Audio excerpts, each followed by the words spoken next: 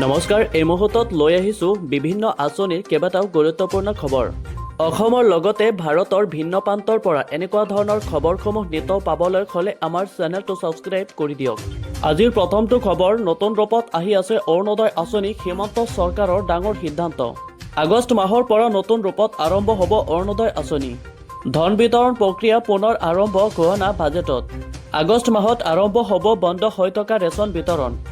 Ration কাৰ্ডৰ প্ৰত্যেক হিতাধিকাৰীয়ে আগষ্ট মাহৰ পৰা বন্ধ হৈ থকা ৰেচন পাব।